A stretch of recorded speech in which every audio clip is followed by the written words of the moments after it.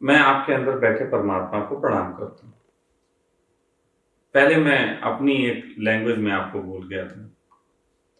उम्मीद है आपको समझ में आ गया होगा। नहीं आया? क्यों?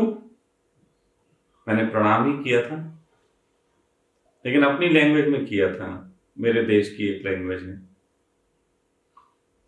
फिर मैंने उस लैंग्वेज में किया जो आप सबकी लैंग्वेज है, हिंदी। इंग्लिश वालों को भी नहीं किया, उनके लिए मैं बोलते ही नहीं। क्यों नहीं आया समझ में? भाषाओं की जो विविधता है, भाषाओं के माध्यम से जो हम सीखते हैं, तो दूसरी भाषा को समझाना या उसके लिए समझना मुश्किल हो जाता है। इसलिए एक ट्रांसलेटर की जरूरत पड़ती है। तो मैं आज आप लोगों को खुद एक ट्रांसलेटर बन रहा हूं, लेकिन मैं ट्रांसलेटर से ये समझाने की कोशिश करूंगा कि क्या कारण होते हैं कि एक भाषा दूसरे भाषा की विरोधी होती है और एक शातिर लोग भाषा का इस्तेमाल करके चीजों को किस तरीके से खंडित करते हैं। जैसे कि तालिबान के केस में। हाँ, आपको एक जानकारी शुरू में दे दूं तालिबान के संबंध में। तालिबान के अभी जो भागे हैं गनी महोदय, जो वहां से भागे, प्रधानमंत्री जो छोड़ के भाग गए तालिबान को, कहते हैं बहुत सारा कैश लेके, उनके संबंध में एक इंफॉर्मेशन है, बहुत कम लोगों को पता होगी। और इंफॉर्मेशन ये है कि वो एक जमाने में काफी दिनों तक वर्ल्ड बैंक में काम किए। तो वर्ल्ड बैंक में काम किए हुए हैं, तो कनेक्शन तो कहीं और से कुछ चीजों का चल रहा है।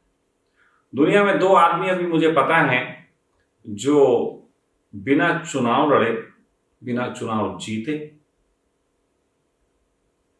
प्रधानमंत्री बने।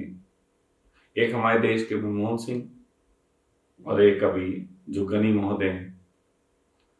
तो ये दोनों ही वर्ल्ड बैंक में काम करते थे और दोनों ही बहुत सिस्टमैटिक ढंग से बनाए गए। एक को तो अमेरिका ने बनाया और एक जो है वो इटली की रानी ने।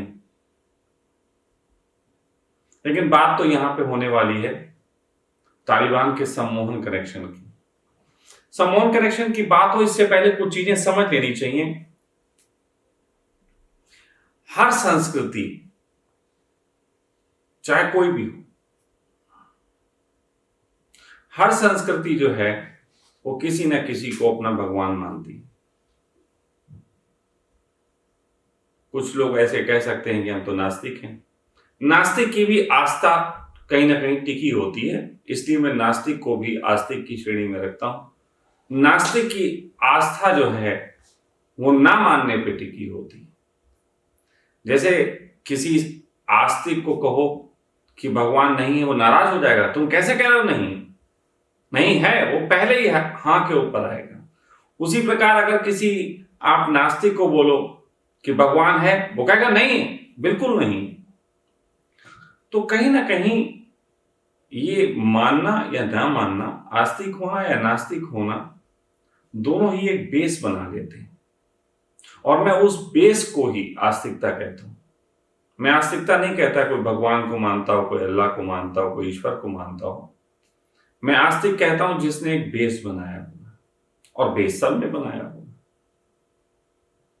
समझदारी बहुत कम लोगों को उपलब्ध होती है, लेकिन एक बेस बना के, खूंटा जिसको बोलते हैं, खूंटा बना के पशु के रूप में उसमें बंधे रहना, ये लगभग पूरी मनुष्य जाति करती है। इसीलिए बोला जाता है इनको, इस भीड़ को धर्म भीरू। ये एक धर्म भीरू हैं। इन्होंने भय को अपने ऊपर ओढ़ा है धर्म के नाम पे। और सभी धर्मों के नियम हैं, आस्तिकों के भी नियम, नास्तिकों के भी नियम। बिना नियम के तो ये इकट्ठे ही नहीं हो सकते, बिना नियम के तो ये कुछ है ही नहीं। स्पॉन्टेनियसली जीने की कला के संबंध में सभी लोग कहते चले आए। कृष्ण ने कहा वर्तमान में जियो, समय आने पे फैसला करो, जरूरत पड़ने पे वादे भी तोड़ के वो युद्ध में उतरे। मोहम्मद साहब ने भी एक बात कही थी, लेकिन मानी नहीं। मोहम्मद साहब ने कहा था कि हर 100 साल बाद कुरान में तब्दीलियां जरूरी। इसी तरीके से अंबेडकर भी लिख के गए थे कि सन 65 तक जो है वो कुछ नियम लागू होने चाहिए, उसके बाद बदल जाने चाहिए। संविधान में भी लिखा हुआ है कि जरूरत के हिसाब से नियम बदलने चाहिए, लेकिन आरक्षण की लड़ाई आज भी चलती है। हर जागृत आदमी ने इस बात का उल्लेख किया, लेकिन सोई हुई भीड़ ने उसकी बात को इतना गहरे मान लिया कि उसने कहा बस हमें बदलाहट तो समझ में नहीं आती, जो आपने कर दिया बस वहीं रहेंगे हम। तो इस तरीके से जो नियमों में जीने वाले लोग हैं, अगर उनको गुलाम बनाना है, अब सभी लोग क्योंकि नियमों में जीते हैं, तो कोई अगर एक कौम बहुत संपन्न हो जाए दिमाग से और वो बाकी कौमों को बर्बाद करना चाहे, तो बहुत आसानी से कर सकती है। सिर्फ उसको एक काम करना है, और वो काम ये है कि उन लोगों के बीच में, उन लोगों के जो गुरु हैं, उन लोगों के जो पंडित हैं, मुल्ला हैं, या क्रिश्चियन में चले जाओ या किसी भी धर्म में जो भी उनके पंडित पुरोहित होते हैं, उन लोगों को किसी तरीके से नेताओं के माध्यम से पैसे पहुंचवा के या नेताओं के इशारे पे इस बात के लिए शोर मचाने के लिए राजी करना कि धर्म बहुत पहले ही अच्छा था, पुराना वाला ज्यादा अच्छा था। और उन्हीं लोगों के जो मानने वाले हैं, भीड़ पंडित पुरोहित के अलावा, मौलानाओं के अलावा, उस भीड़ के बीच में नवीनतम टेक्नोलॉजी का प्रचार करना। अब देखो, धर्म सनातन और गैजेट्स नए, युग नया, नई सब बातें, नया माहौल, नए कपड़े, नई फिल्में, नए तरीके का विचार, ये समाज में देना। मतलब मंदिर और मस्जिदों से आवाजें लगवाना कि धर्म पुराना है, उसका पालन करो, और बाहर मार्केट में थोड़ी दूर पे एक मॉल बनाना जहां पे बिल्कुल आधुनिक तरीके से जीने का ढंग सिखाया जा रहा है। तो ये दो चीजें देने से किसी भी कौम को कंफ्यूज किया जा सकता है, और कंफ्यूजन से बड़ी बर्बादी का कारण कोई होता नहीं। धर्म जगत में जब मैं बात कहता हूं तो मैं कहता हूं धार्मिक व्यक्ति वही है जो कंफ्यूज नहीं है। लेकिन जो कंफ्यूज नहीं होगा तो एक ही तरीका हो सकता है, या तो तुम पूरे तरीके से अपने सनातन धर्म या मुस्लिम धर्म या जो भी है उसका पालन करो तो कंफ्यूजन नहीं है, या तुम पूरे तरीके से जो है वो आधुनिकता को अपना लो तो भी कंफ्यूजन नहीं है। लेकिन अब इस मामले में गौर करो कि कंफ्यूजन किसके पास नहीं है। आज हम तालिबान की बात कर रहे हैं। तालिबान के जो लड़ाके हैं उनके पास कंफ्यूजन नहीं है, क्योंकि उनकी जो शिक्षा की गई वो शिक्षा मदरसों में और ऐसे माहौल में की गई कि मदरसे से बाहर निकल के भी टोपी वाले और नमाज पढ़ने वाले और अस्सलाम वालेकुम कहने वाले और बिस्मिल्लाह बोलने वाले लोग मिलते हैं। उनके मदरसों से निकलने के बाद मॉल नहीं मिलते, इसलिए वो एक बड़ी जमात पैदा हुई जिनकी नजर में वो बिल्कुल भी गलत नहीं है। फिर उनको धर्म की शिक्षा के तहत भड़काया जा सकता है कि इसके अगेंस्ट जो है उनके खिलाफ जिहाद करो। हाँ, गौर करने वाली बात है, ये सब बड़े आदम हैं, मोहम्मद की 1400-1500 साल पुरानी देशना को अमल करने वाले, लेकिन तलवार से नहीं डरते। तलवार तो दिखाने के लिए टांगी हुई, जैसे शादी में दूल्हा लेके जाता है। मैंने हथियार हैं। कभी कोई प्रश्न नहीं करता इस बात पे कि ये हथियार आखिर ये लाते कहां से हैं। कभी इसके संबंध में कोई सीबीआई जांच नहीं बैठाई जाती कि पता तो किया जाए इनको कौन देश हथियार दे रहा है।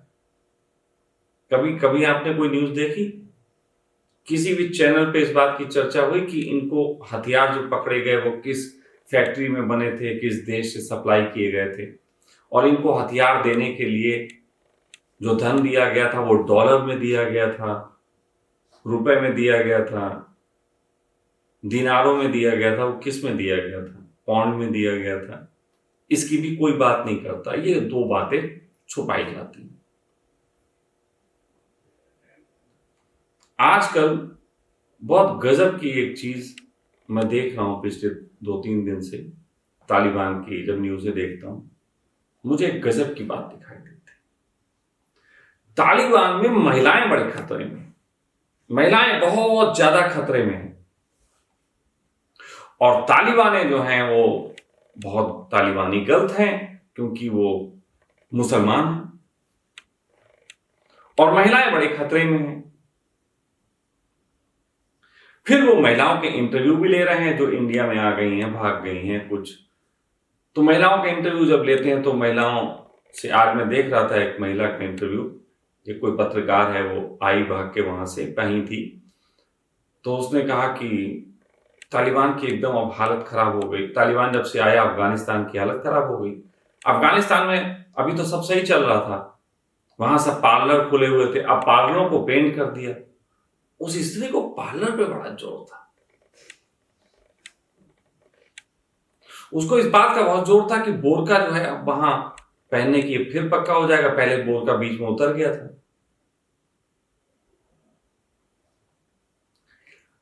हम लोग इस पे एक लंबी बहस कर सकते हैं और अंततः मैं गलत सिद्ध हो सकता हूं कि महिलाएं कहेंगी देखो तुम्हें आजादी महिलाओं को पसंद नहीं। नहीं, मुझे आजादी पसंद है, मुझे महिलाओं की आजादी पसंद है, लेकिन मैं आजादी के वो मायने नहीं पसंद करता जो बहुत छोटे छोटे मायने। हाँ, ये बात अलग है कि अभी आप छोटे छोटे मायनों को अपनाओ, फिर इससे आगे निकल जाओ, फिर बहुत आगे निकल जाने के बाद आप सब तरीके की जी लो चीजें, उसके बाद आपको पता लगे कि जिंदगी के आजादी के मायने कुछ और हैं। आजादी के मायने हैं धर्म की राह करना, किसी को गुरु बनाना, लेकिन तब इतनी उम्र गुजर गई होती है कि तुम सिर्फ ऊपर ऊपर दिखावे के शिष्य बनते हो, दिखावे के धार्मिक बनते हो, इसलिए इसमें कुछ हो नहीं पाता। तो यहां पे मुझे एक बात कहनी है कि तालिबान देखो, अभी अमेरिका ने 20 साल पहले वहां उन सबको आजाद कराया, फिर वहां पे एक व्यक्ति को सत्ता सौंप दी, वहां नए तरीके की लोकतंत्र लागू कर दिया, वहां सब कुछ नया नया, पार्लर नए, ये सब कर दिया, एक पूरी पीढ़ी आने दी। 20 साल का वक्त उन्होंने लिया, 20 साल में एक नई पीढ़ी आ गई। अब वहां पे 2 पीढ़ियां हैं, एक पीढ़ी जो हिजाब में रहती और एक हिजाब उतारना सीख गई, एक पीढ़ी जो पुरानी धर्म को मानती थी वो वाली है, और एक नई वाली आ गई जो अब उसको बहुत धर्मों से लेना देना नहीं, उसके लिए तो इंग्लिश कल्चर ये सब कुछ है। फिर अचानक छोड़ के चले गए उसको उसके हालात पे, और बड़े प्रेम से तालिबान को आने दिया। अफगानिस्तान में ये एक बहुत बड़ा एग्जाम्पल सेट किया जा रहा है जिसके तहत बहुत से मुसलमान ही मुसलमानों के खिलाफ हो जाएंगे, बहुत से मुसलमान मुसलमानों के खिलाफ होंगे। बिल्कुल सेम ऐसी पॉलिटिक्स इंडिया में भी की गई, बड़ी सरलता के साथ 3 तलाक पे बात की गई। लोगों को लगा बड़े फेवरेबल बात है यार, मुस्लिमों के फेवर की बात कर रहे हैं, महिलाओं के फेवर की बात कर रहे हैं। लेकिन जो हिंदुओं को यह लगता है कि बिल्कुल सही तो हो रहा है, महिलाओं के फेवर की बात है, आज मैं उन हिंदुओं से बात करना चाहता हूं। तुम क्या समझते हो ये केवल मुसलमानों के साथ हुआ, तुम्हारे साथ नहीं हुआ? तुम्हारे धर्म ग्रंथों के साथ इन्होंने तोड़फोड़ नहीं कर दी?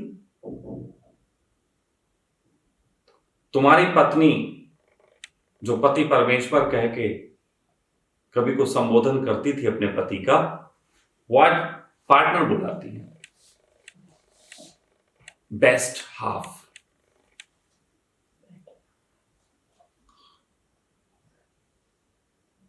क्या आप लोग इससे पीड़ित नहीं होते?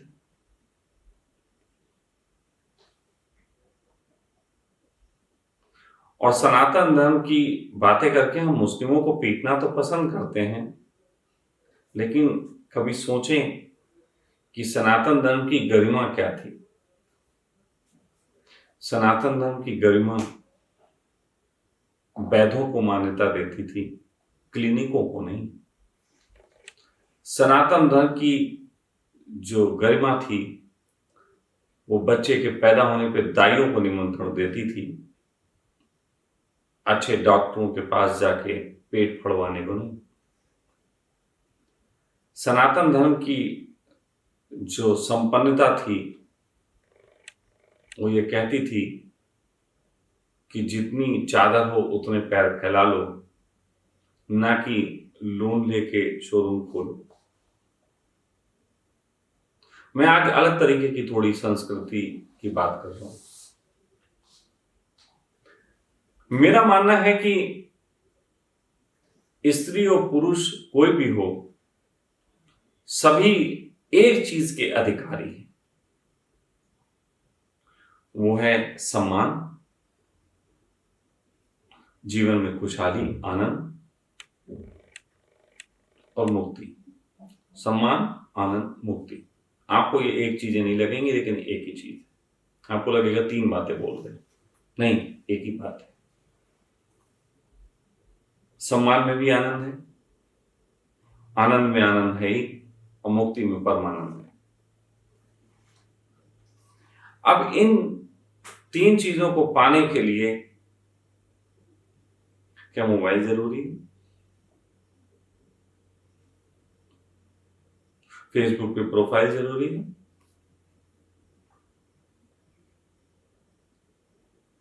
या किसी तरीके की बहुत बड़ी शोरूम के मालिक हो जाना, ये सब बहुत जरूरी है? मैं ऐसा नहीं कहता कि ये बुरी चीज है, लेकिन ऐसा हमें कहीं ना कहीं प्रूफ किया जाता है, ऐसा कहीं ना कहीं मार्केट में एक प्रचार होता है हिडनली साइड से, वही सम्मोहन है। एक साइड से ऐसा प्रचार होता है कि तुम्हारे पास ये नहीं है तो तुम कुछ भी नहीं हो, और दूसरी तरफ न्यूज चैनलों के माध्यम से, नेताओं के माध्यम से एक प्रचार होता है कि तुम अगर बिल्कुल पुरानी धर्म को पालन नहीं करते तो सही नहीं। ये गजब की एक सम्मोहन का खेल चलता है मार्केट में, और ये हिंदुओं के साथ भी चलता है, ये मुस्लिमों के साथ भी चलता है, ये सिखों के साथ भी चलता है, ये दुनिया के हर धर्म के साथ चलता है, और ये जो लोग चलाते हैं उनके साथ नहीं चलता। आप कभी वेटिकन सिटी जाओ, वेटिकन सिटी अगर आप जाओगे तो आप हैरान हो जाओगे कि पूरी दुनिया को आधुनिकता, स्त्री की बराबरी की बात कहने वाला देश अमेरिका, या पश्चिम के मुल्क जो बराबरी, स्त्री पुरुष बराबर होते हैं, पार्टनर होते हैं, ये होते हैं, इनके भी हक होते हैं, इनको भी ब्यूटी पार्लर में जाने की आजादी होनी चाहिए, इनको हिजाब से मुक्ति दिलाई जानी चाहिए, ये जितनी भी तरीके की बातें मार्केट में और टीवी चैनलों में होती हैं ना, ये वेटिकन सिटी में नहीं होती। वेटिकन सिटी में एक पुराना कानून ही चलता है।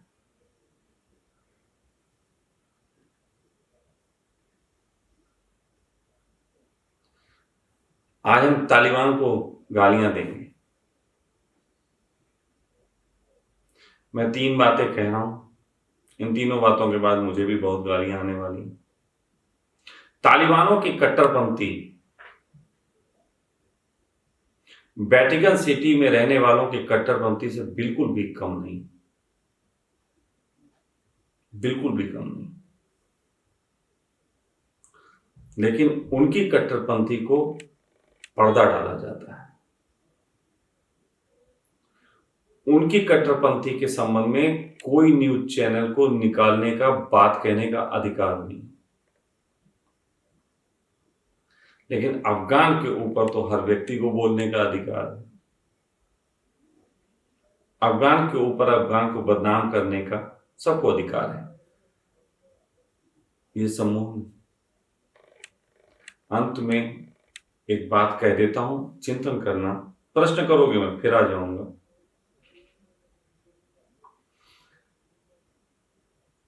दुनिया में सबसे बड़ी संख्या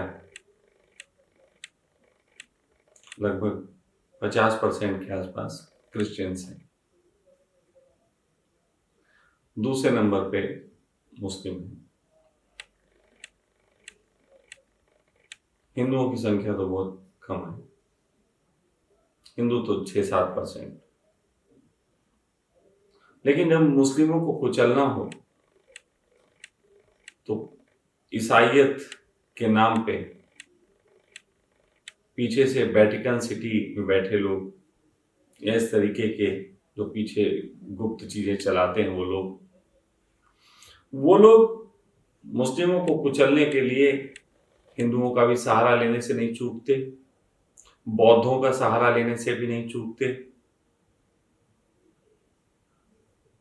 और उस सहारे के लिए वो एक मार्केट स्ट्रेटजी अपनाते हैं कि हिंदू धर्म खतरे में।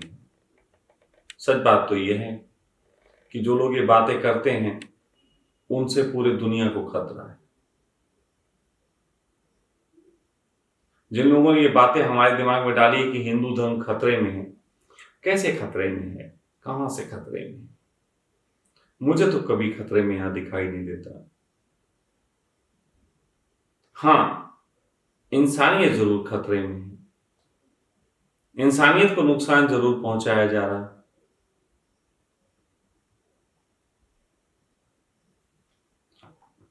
आपको थोड़ा भविष्य आगे तक का बता देता हूं।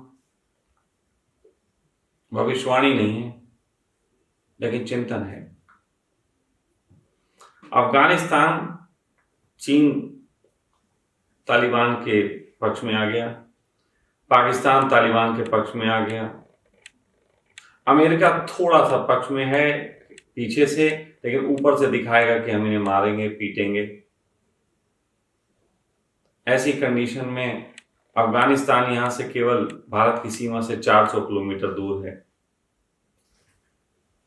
जब अफगानिस्तानों को भगाया जाएगा, कुछ किया जाएगा, तो उनका स्वभाव अगर हिंसक हो चुका है काफिरों के खिलाफ, तो उन्हें पाकिस्तानी काफिर लगेंगे नहीं, चीनी काफिर लगेंगे नहीं, इंडियन निकट हैं यही काफिर लगेंगे। फिर वो यहाँ बम बरसाएंगे आके, यहाँ पे आतंकवादी हमले होंगे, और उस हमले होने के कारण फिर अमेरिका इनको कहेगा कि ये गलत हैं, इनको मारो।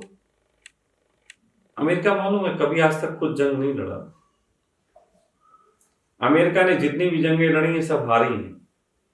एक मात्र बम वो गिराया था, परमाणु बम हिरोशिमा पे, उसी का दबाव आज तक बना के रखता है पूरी दुनिया के ऊपर। बाकी अमेरिका हर जगह से हारा। मैं हारा इसलिए कह रहा हूं, ईरान को इसने बर्बाद किया, लेकिन सद्दाम को फांसी पे चढ़ाने के बाद भी वहां कुछ मिला नहीं, कोई परमाणु हथियार नहीं, कुछ नहीं। इसे हार नहीं कहते हैं। अफगानिस्तान में भी ये घुस गए, उसके बाद अभी देखो फिर वापिस चला गया, वहां भी कोई संपन्नता नहीं आई।